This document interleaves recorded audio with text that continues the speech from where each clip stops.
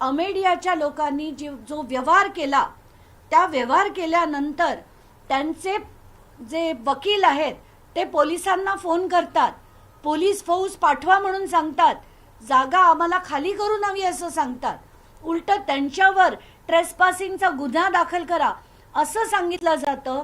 आणि मला आता सगळ्यात मोठी मागणी करायची आहे की हे सगळं होत असताना दुपारी 1 ते संध्याकाळी 4:30 पार्थ अजित पवार यांचा टावर लोकेशन काढण्याची मी मागणी करतेय.